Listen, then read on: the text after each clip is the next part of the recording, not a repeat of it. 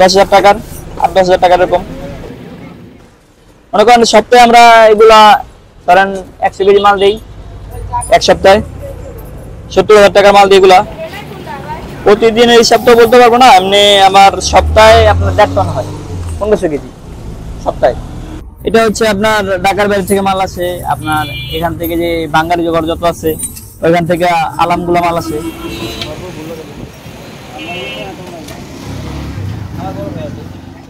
ওগুলো আমরা এনে বাছাই করি, বাছাই করার পরে ওগুলো কাটিং করা হয়। কাটিং করার পরে যে এরকম ইয়া হয়, তারপর আমরা চুমুক মাইরা লোহাটা আলাদা করি, লোহা পিতল সব আলাদা করতে হয়।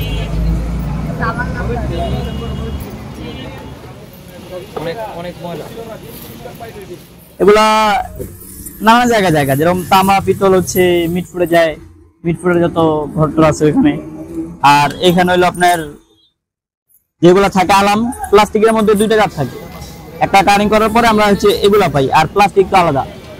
ওইটা হচ্ছে আবার ইটের ভাটি আছে, ভাটিতে নিয়ে যায় এটা করার জন্য।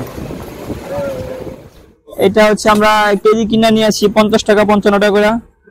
আলাম ধরেন আপনার সুইচের বোর্ডটা, হোল্ডার, সুইচের বোর্ড এগুলা ওগুলা আলাম আছে, ওগুলোর ভিতরে থাকে যে সব পিতল, লোহা, সিলভার। আমাদের দেখা গেছে আপনার 10 কেজি মালের থেকে 700 গ্রাম 800 গ্রাম বের হয় পিতল। ওইখান থেকে আমাদের ধরেন কিনা দামটা আসে পিতলের থেকে। আর বাকি লোহাটা আপনার কিছু যে প্লাস্টিকের ইয়ে বের হয় ওগুলো হলো লাভের মাল আর কি, লাভ কর্মচারী খরচ এখান থেকে উঠাতে হয়। এটা হচ্ছে আমরা প্রায় 12 বছর। আর এখানে আমরা একলা না, এটার জন্য আরো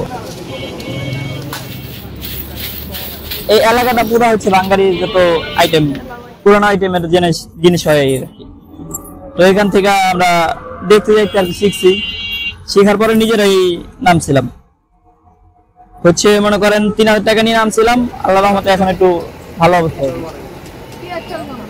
এটা কাজের উপরে এখন ডিপেন্ড, আমি যত কাজ করতে পারি তত আমার